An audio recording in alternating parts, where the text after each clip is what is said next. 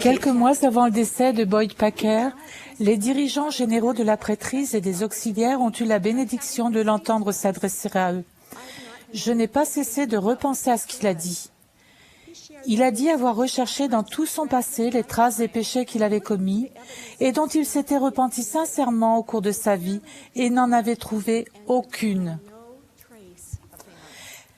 Il a témoigné ensuite que grâce au sacrifice expiatoire de notre Sauveur bien-aimé, Jésus-Christ, et par le repentir sincère, ses péchés avaient complètement disparu, comme s'ils n'avaient jamais existé. Ce jour-là, le président Packer nous a chargés, nous dirigeants, de témoigner que ces choses sont vraies pour quiconque se repent sincèrement. Je connais un homme qui a commis des transgressions morales il y a de nombreuses années. Pendant quelque temps, cet homme a été trop honteux et trop mal à l'aise pour en parler à sa femme et à ses dirigeants de la prêtrise.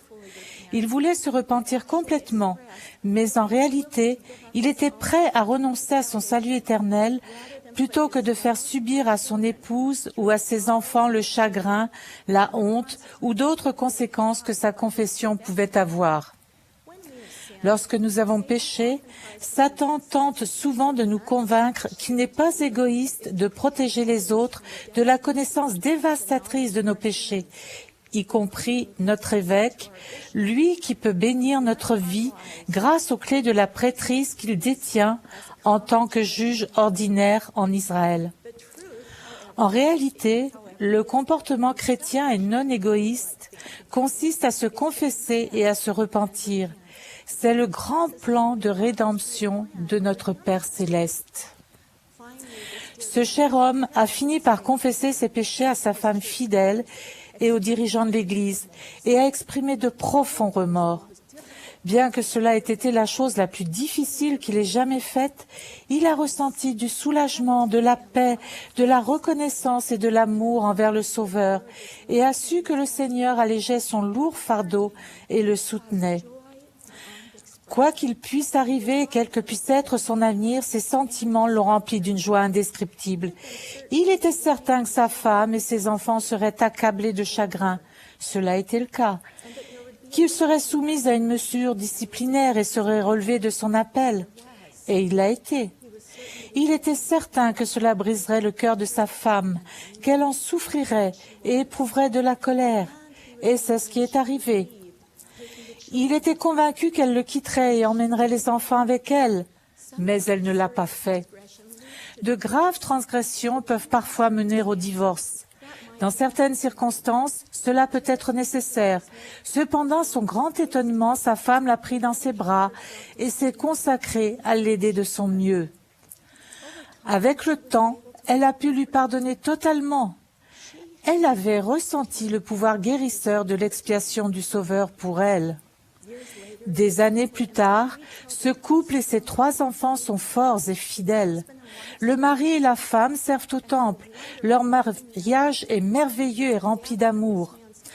La profondeur du témoignage de cet homme, son amour et sa gratitude pour le Sauveur se manifestent de manière évidente dans sa vie. Un jour que je servais avec mon mari qui présidait une mission, nous sommes allés chercher un grand groupe de missionnaires à l'aéroport. Un jeune homme a attiré mon attention. Il semblait triste, abattu, presque désemparé. Nous l'avons observé attentivement cet après-midi-là. Le soir, ce jeune homme a fait une confession tardive et ses dirigeants ont décidé qu'il devait rentrer chez lui. En route pour l'aéroport, bien que très triste qu'il ait été malhonnête et ne se soit pas repenti avant d'arriver en mission, nous l'avons félicité d'avoir eu le courage de se confesser et nous lui avons promis de rester en contact étroit avec lui. Cet excellent jeune homme avait la bénédiction d'avoir de merveilleux parents, des dirigeants de prêtrise formidables, ainsi que le soutien et l'amour des membres de sa paroisse. Après avoir fait de grands efforts pendant 1 an pour se repentir totalement et bénéficier de l'expiation du Sauveur, il a pu revenir dans notre mission. Il m'est difficile de décrire la joie que nous avons ressentie lorsque nous sommes allés le chercher à l'aéroport. Il était rempli d'esprit, heureux, confiant devant le Seigneur et impatient d'accomplir fidèlement sa mission. Il est devenu un missionnaire remarquable. Plus tard, mon mari et moi avons eu le bonheur d'assister à son scellement au temple. Par contre, je connais une sœur missionnaire qui, sachant que le péché qu'elle n'avait pas confessé avant sa mission entraînerait sûrement son retour prématuré, a décidé de travailler dur pendant sa mission et de se confier à son président de mission quelques jours seulement avant de la terminer. Elle n'éprouvait pas de tristesse selon Dieu et a tenté de contourner le plan que notre Sauveur aimant a offert à chacun de nous. Au cours de notre mission, j'ai accompagné un jour mon mari alors qu'il allait s'entretenir avec un homme qui souhaitait se faire baptiser. Pendant que mon mari procédait à l'entretien, j'ai attendu à l'extérieur avec les sœurs missionnaires qui avaient enseigné l'évangile à cet homme. Une fois l'entretien terminé, mon mari a annoncé au missionnaire que l'homme allait pouvoir se faire baptiser.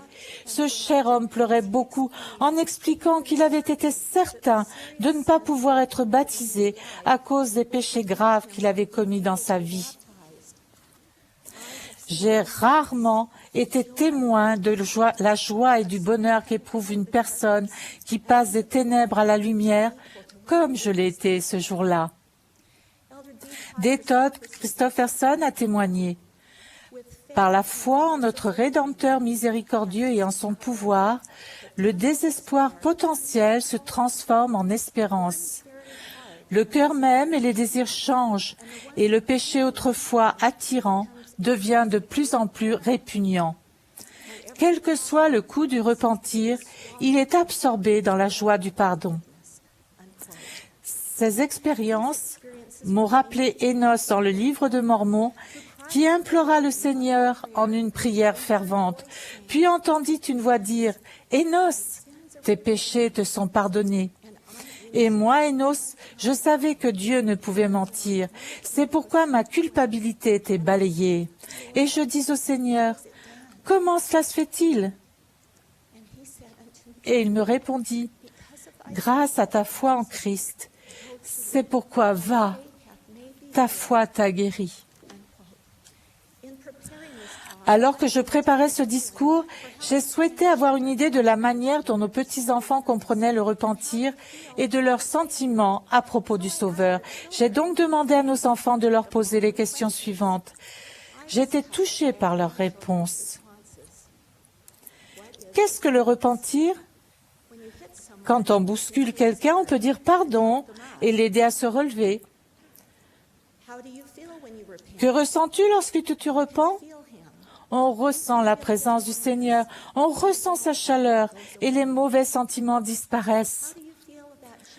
Que penses-tu de Jésus et de notre Père Céleste quand tu te repens? Je sens que Jésus pense que ça valait la peine de faire l'expiation et qu'il est heureux que nous puissions vivre avec lui à nouveau. Pourquoi Jésus et notre Père Céleste veulent-ils que je me repente? Selon les paroles de ma petite fille adolescente, parce qu'il m'aime. Afin de progresser et de devenir comme eux, je dois me repentir. Je veux également que l'Esprit soit toujours avec moi. Je dois donc me repentir quotidiennement pour bénéficier de sa compagnie merveilleuse. Je ne pourrai jamais assez les remercier. Lorsque Brinley, qui a 4 ans, a entendu ces questions, elle a répondu « Je ne sais pas, papa. Toi, dis-moi. » Dans une conférence générale précédente, Jeffrey Land a déclaré « Mais aussi tard qu'il soit pour vous dans votre esprit, quel que soit le nombre d'occasions que vous pensez avoir manquées, quel que soit le nombre de fautes que vous pensez avoir commises, ou la distance que vous croyez avoir mise entre vous et votre foyer, votre famille et Dieu, je témoigne que vous n'êtes pas hors de la portée divine de son amour. Il ne vous est pas possible de tomber plus bas que là où brille la lumière infinie de l'expiation du Christ. Oh, comme je désire que chacun de mes enfants, de mes petits-enfants et chacun d'entre vous, mes frères et sœurs, puisse ressentir la joie et se sentir proche de notre Père Céleste et de notre Sauveur, par le repentir quotidien de ses péchés et de ses faiblesses. Chaque enfant responsable de notre Père céleste a besoin du repentir. De quel péché devons-nous nous repentir? Qu'est-ce qui nous empêche de progresser? En quoi devons-nous nous améliorer? Je sais, comme le président Packer l'a vécu et en a témoigné, que lorsque nous nous repentons sincèrement, nos péchés disparaissent complètement sans laisser de traces. J'ai moi-même ressenti de l'amour, de la joie, du soulagement et de la confiance devant Dieu lorsque je me suis sincèrement repenti. Selon moi, les plus grands miracles dans cette vie ne sont pas l'ouverture de la mer Rouge, le déplacement de montagnes ou même la guérison du corps. Le plus grand miracle a lieu lorsque nous nous adressons humblement à notre Père céleste en prière et l'implorons de nous pardonner nos péchés et sommes alors purifiés de ces péchés par le sacrifice expiatoire de notre Sauveur. Au nom sacré de Jésus-Christ, Amen.